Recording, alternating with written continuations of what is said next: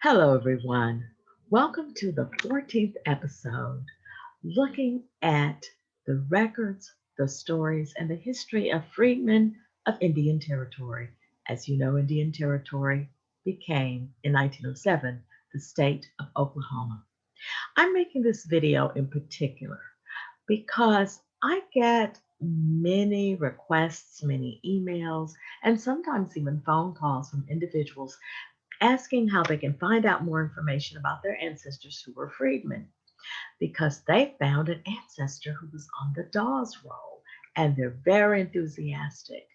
And what I've come to realize as I speak to some of the individuals, they'll tell me about their family and I'll ask them, oh, what town did they live in? What community are they from? And then they might say Macon, Georgia, perhaps a town or city in Kentucky, Tennessee, one of the Carolinas. And I realized that people don't realize that individuals who are on the Dawes Roll, with the one exception of Mississippi Choctaws, which I will do a separate video on that as well.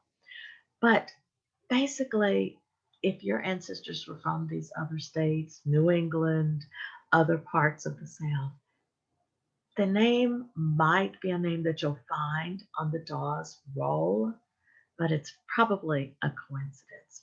But we're going to take a good look at the Freedmen records, not just the roll, because there is an entire set of records that document this history. So let's take a closer look so we can understand the Dawes Roll exactly and to find out what it is. We're going to look at, first of all, with the purpose of the roll, what is it? When was this created? But what are all of the records that reflect this really amazing, amazing history?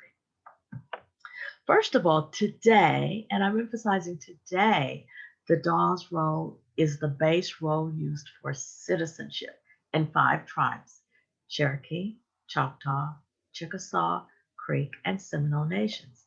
However, when it was created, it was not created to give citizenship to anyone. No one had citizenship bestowed upon them in terms of their having been approved and having their name put on the roll. The purpose was actually to initiate a land allotment process. The name Dawes comes from the name of a senator from New England, from Massachusetts. His name was Henry L. Dawes, and he was a senator. Some people think, oh, it was named after some military guy in the Union Army. No, no, no. This man was a senator. He wrote the legislation that later became known as the Dawes Act, which was a process that he believed was going to bring a certain degree of, lack of a better word, what, civilization? We hear that word used a lot. But he felt that allotting lands was going to be a process that was going to make this easier. Well, what the process was really doing was determining who was going to be eligible to receive allotted lands, an allotment of land. And then the remaining millions of acres were going to be then opened up and available so white settlers could come in, occupy the territory, and with time, the new state of Oklahoma would join the Union, which it did in 1907. There's an image right there of Henry Dawes himself. As I said, he is the one that wrote the legislation for the Dawes Act. But what was the purpose? I've mentioned something about land. The purpose was to establish a concept of private land ownership. Prior to that time, the tribes owned the land in common. Everyone could use the land. Your cattle could go and graze as long as it was within the nation of which you were a part, then it was common land. But the Dawes allotment process began to redistribute the land to the same people who owned the land, but this time in private parcels of land. And depending upon your tribe or your enrollment category, would determine the size. In one tribe, maybe you got 60 acres. Another tribe, you got 120 or 160 acres. And in Choctaw Chickasaw nations, for example, you got 320 acres. So it varied from tribe to tribe. And we'll talk about that in just a little bit as well. But these private parcels of land, again, as you even see by that image that's reflected, open prairies, again, people owned the land in common. But with suddenly this concept of private land ownership, suddenly lands became fenced off. This is your parcel of land. This is your parcel of land over here. This is your neighbor's parcel over there. So things really began to change. A commission of individuals was appointed, and the commissioners, members of this board, of this commission, began a process that lasted over 10 years of talking to people, talking to the citizens, talking to the residents, and to determine who was eligible to receive a land allotment. And everyone, including infants and children, were given allotments of land. But we talk about the word citizenship. It's very important to understand that the Dawes enrollment process, the allotment process, did not give citizenship to the applicants. In most of the cases, the recipients of allotted lands were already citizens. So they were not a citizenship board. But their task, their charge was to create a list of people who are eligible for these land allotments and to place their name on this roll, thus to enroll them, not enroll them in the tribe in terms of membership or citizenship. A majority of them already had citizenship. So you don't re-enroll someone into something that they're a part of. Again, it's important to understand that. But it meant that if approved, they would have their name placed upon this roll. Now, the very first image you saw, the front page of what was called the final roll of citizens and freedmen of the five tribes, of the five civilized tribes. There's that word civilized again. But it is important to understand that that was their charge. The way it's used today is a different issue. But initially, this is what it was. If you were determined to be a citizen of the Choctaw Nation by blood, you were placed on this part of the roll. Now, the final roll is a document that's well over 600 pages. 600 pages. I think it's like 684 or something like that. And it's a standalone document that was also submitted to Congress as well. You can also look at this final roll. Copies of it exist on the National Archives website. If you were designated as a freedman of any of these five nations, freedmen being individuals who had been once enslaved, then this is the page or an image of what the page would look like if you were freedmen. Now, yes, there is a difference. You look at those by blood, you see lots of things. Age, you see gender, you see also something called blood, a column there. And of course, whatever their card number was. With freedmen, you see something different. With freedmen, you see simply, you don't even see age there. You have to go to another record to find out what their age was. But you see simply their name and their roll number. But the question will arise, well, didn't some of the freedmen also have blood from people in the tribe of which they were part? Yes, they did. Many did. But it was not recorded on the final roll, which of course is a different issue and has caused a lot of conflicts, certainly in recent years. But it's still important to understand this set of records so you can utilize them well and find your family story. Now, exceptions, yes.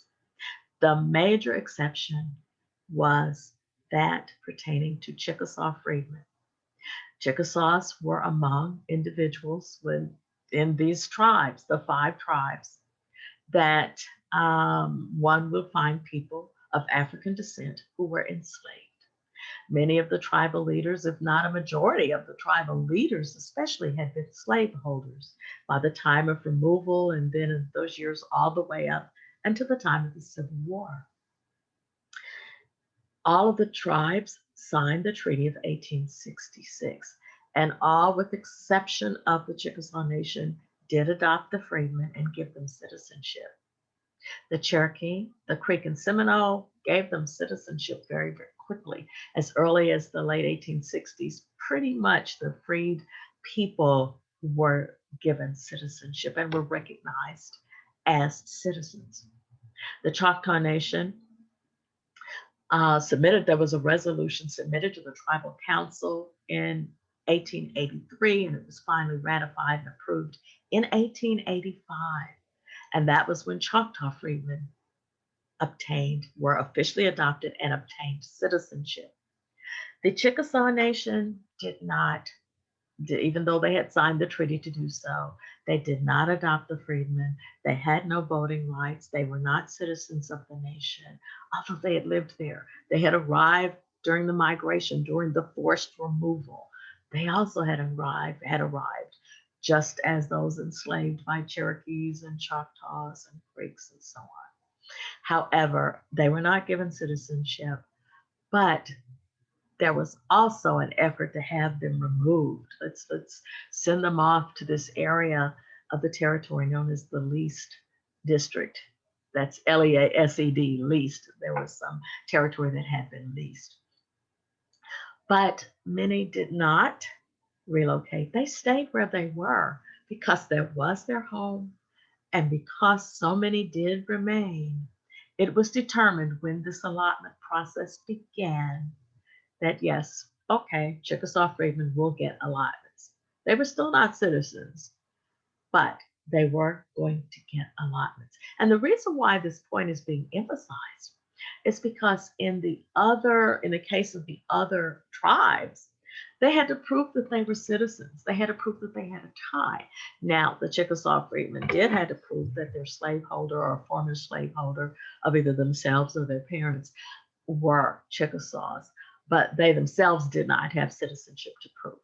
Whereas freedmen in the other nations did, because their names had appeared on earlier citizenship rolls.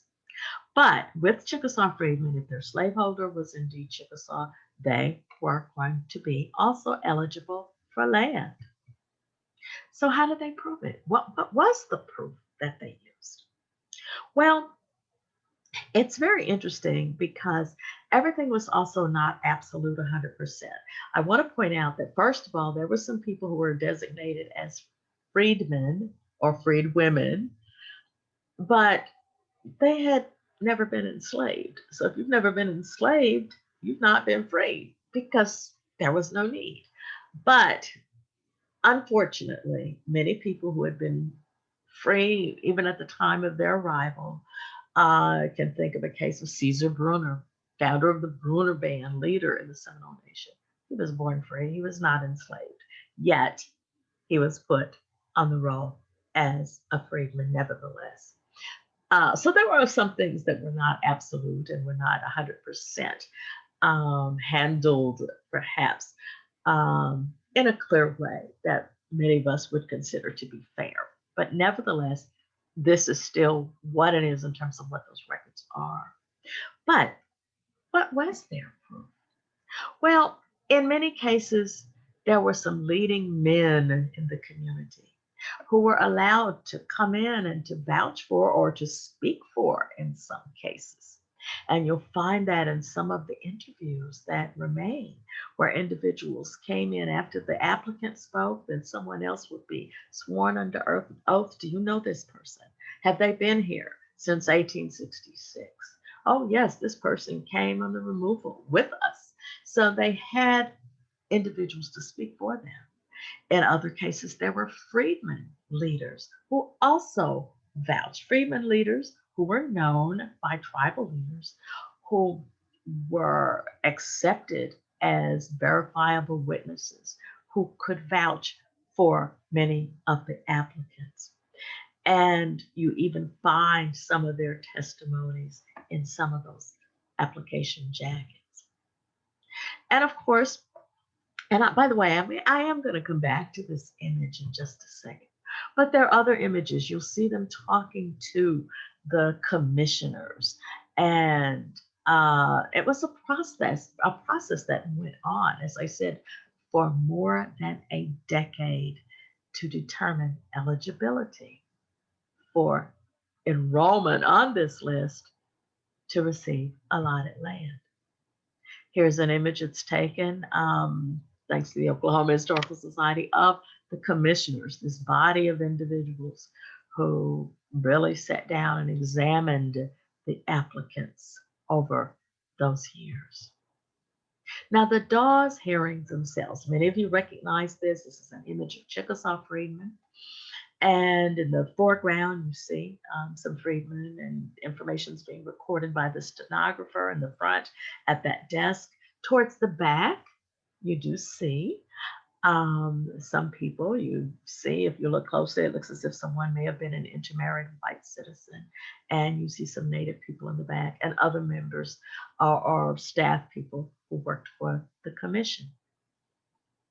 But see those three gentlemen on the right near the wall? Three men sitting in suits very quietly, sitting apart from the applicants. What was their role? Who were they? What was their role at this hearing? Well, actually, they were a part of leaders from the Chickasaw freedmen community. They had been selected at a special convention that took place in 1898. I believe this convention was held at Dawes Academy in Berwyn. And they had decided they wanted to have some representatives from the freedmen community to be present at the hearings of the Dawes Commission.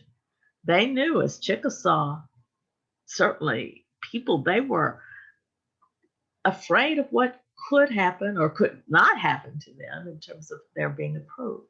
But people who had been there since the late 1830s and 40s, they certainly wanted to see that their individuals, their compatriots, their people, their kinsmen would receive their allotted lands as well. Now, that convention of 1898, some of those papers do exist, and I was able to find some of these papers at the National Archives. I was at Archives 2 in College Park, Maryland. And some of the resolutions and the official papers from that convention, that it was said, it was resolved, one of the resolutions was that they decided to elect some men whose duty was going to be to attend the sittings of the commission. In other words, they wanted to sit there and to make sure that people were being interviewed and were going to receive their allotments as well. And of course, you see the names of certain individuals. You see, in fact, on this image, you see Charles Covey, you see Henry Gaines, Max Stevenson, I almost said Mark, Max Stevenson, Solomon McGilvery, Nelson Eastman, and of course later Nelson Eastman's name was stricken and Samuel Jones was added. But these were leading men in the community of Chickasaw freedmen because theirs was a unique situation. Again, freedmen from the other nations were citizens of their respective nation. So they certainly wanted to ensure that if nothing else, by the time this process ended, they too would be allotted land.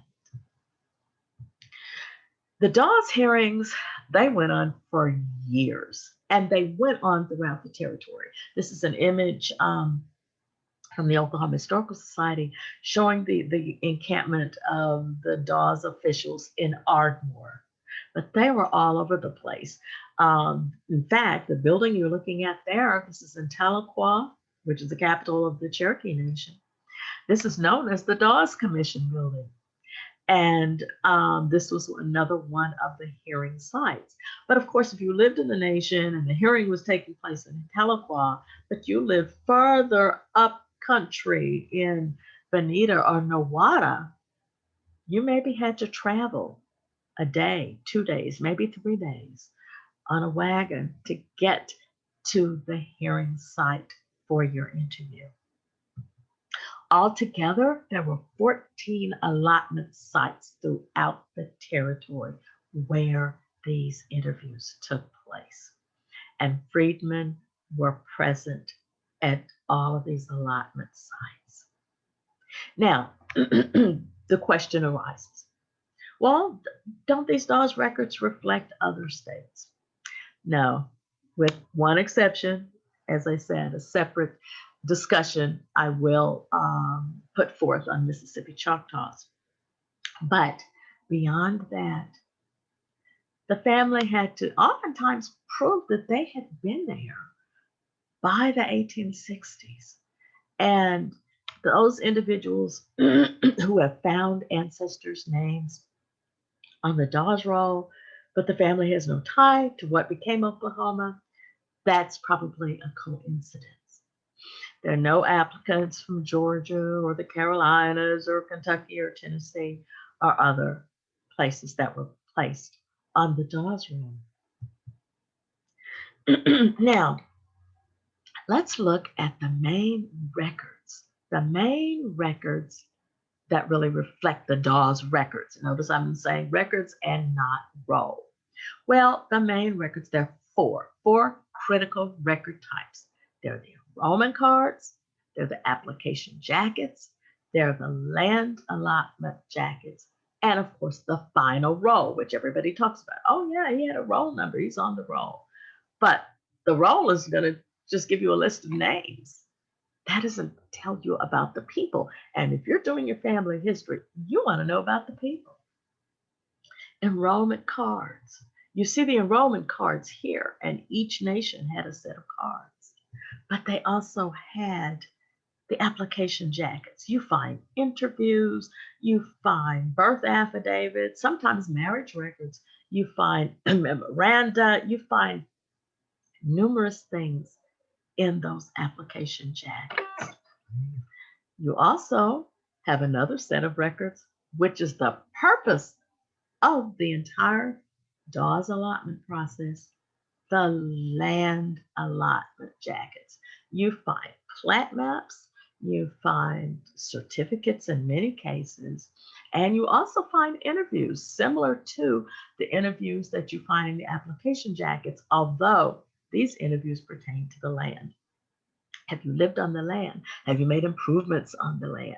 And you find the legal description, which you can use that legal description today to find out where your ancestors' land allotment exactly was. Because sometimes you'll find if there's a family of 8 or 10 people in that household, remember, everyone got a land allotment, even the children. But sometimes they were not always contiguous parcels of land. Sometimes you may find one parcel of land here, and then a child of the same individual over here, their land allotment is several miles away. So you do want to pay attention. Where did they actually get their land, and where was it? And of course, what happened to the land over the years, that's a different exercise as well. But of course, the fourth part of the Dawes allotment process are the final rolls. The final rolls. And you can see the final rolls of citizens and freedmen of the 5 civilized tribes in Indian Territory. This is a freestanding document that is over 600 pages, as I said. but really, really, really rich information that can be found on this roll as well. And it's going to point you exactly to the file. It points you to the enrollment card. And by the way, as was pointed out in a previous video, Freedmen enrollment cards are double-sided. Whoever name is on the front, the back side has information about their parents. So in some cases, you can find 2, if not 3 different generations on one card. Really rich data. So when were these records created? These records were created, they began in 1898. They closed them in March of 1907, but then there were others that needed to be added, children that had been born since the first set of interviews had begun in 1898. So some newborns and minor children had been added. So they were opened again and closed finally in 1914 when that terminated that entire Dawes allotment process. Who's on the roll? Applicants were classified in different categories. If you were considered to be Native or Native American, you were classified as a citizen by blood. If you were of African descent, even if you had a Native father, but you had an African descended mother, then oftentimes you were still put on the roll and classified as freedmen. And I mentioned the case of Caesar Bruner, had never been enslaved. He was put on the freedman roll. You had a classification called intermarried whites as well. You had minors and newborns, and you'll find in some of the records, you're going to see freedmen minors, freedmen newborns as well. So these are the categories into which applicants were placed. Where can you find these records? 2 sites to be able to look at, especially the enrollment cards and application jackets, Ancestry.com and Fold3.com. Now, you can find copies of the actual microfilm from which these images come, and they're at all the different branches of the National Archives. But there's one difference between Ancestry and Fold3. The images were scanned. They actually traveled to Fort Worth where the original cards are held, and they scanned those in color. On Fold3, their images were scanned from microfilm, so those images are in black and white. The land allotment records are on Ancestry. I don't think the land allotment records, you will not find them on Fold3, but you will find the land allotment records on Family Search. You won't find the other two categories, but you will find them as well. Now, are these the only records that are going to reflect freedmen? Not at all.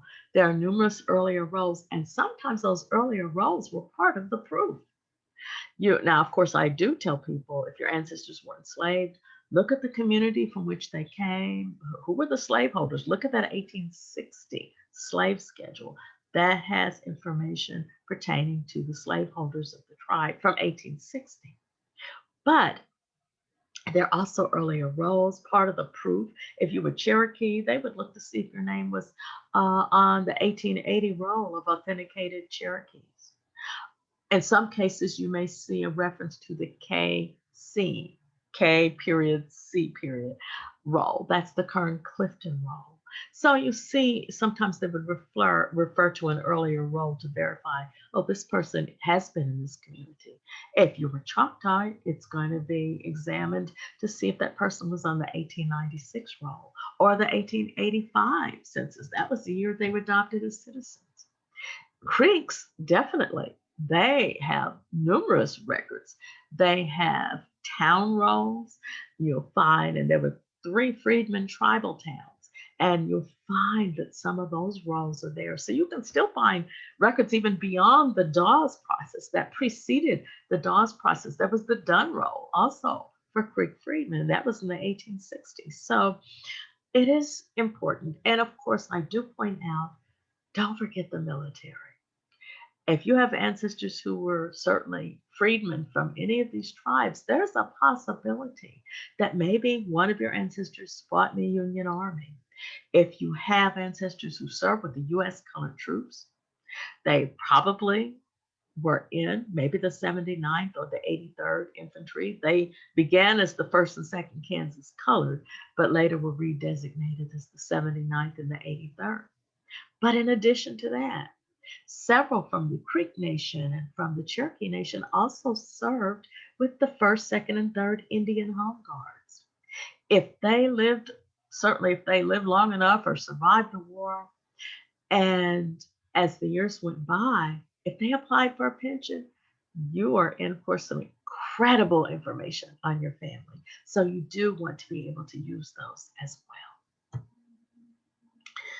Of course, you do want to look at some of the earlier rolls. This is an example of the Wallace Roll, 1890, Cherokees, Cherokee Freedmen. And this is available on the National Archives. So you don't need a subscription for that. You can look at that for free. So you want to look at some of those. People always talk about the roll number, but the roll number is usually just appeared on this document next to their name. As you can see, the name of the individual and their roll number. But you find that roll number is used on their application jacket. That roll number is used on their land allotment record, and the roll number appears on their enrollment card. Of course, this is zooming in. You can see it a bit more clearly there. So again, as I said, today, the Dawes Roll is the base roll used for membership in the 5 tribes. However, it's not used in the same way by all of the tribes. And there's a lot of discussion that can unfold with that, because a lot of that is political, and some of that discussion certainly unfolds to this day. At the present time, freedmen are not eligible. Freedmen descendants are not eligible for membership as Creek, Choctaw, or Chickasaw citizens. Those issues certainly may unfold. Things could change in the near future. But also, it needs to be pointed out, it's used as a base roll. Remember that 600 plus page document of the final roll? Well, they only use certain pages of that 600 page document to base citizenship eligibility today. But it's important to understand how valuable it still is to you right now, particularly if you're researching your family history.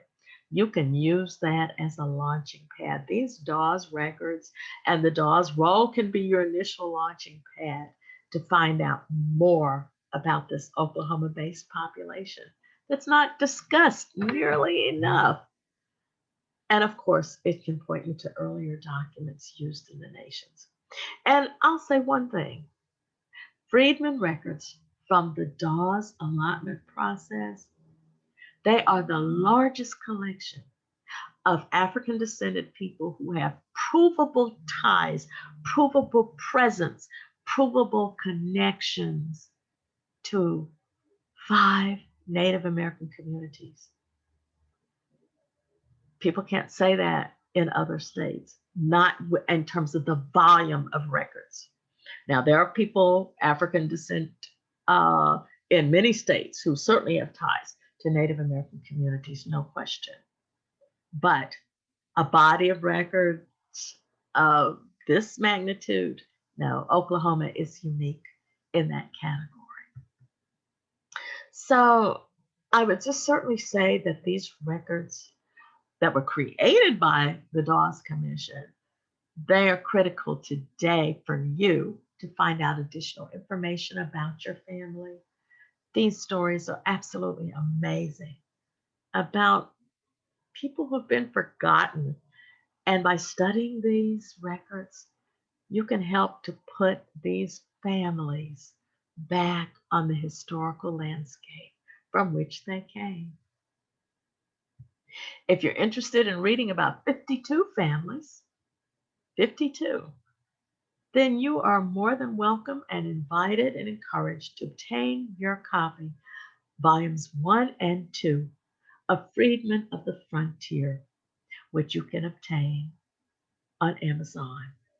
And if you'd like to meet others who are conducting this similar research, historical research, then you're welcome to join and encouraged to join, become a member of the Oklahoma Freedmen Collective. The members of the collective are very busy. We educate, we empower, and we create avenues of communications for descendant groups. Anyway, thank you for watching. I'll see you in the next video. And in the meantime, take care. Bye-bye.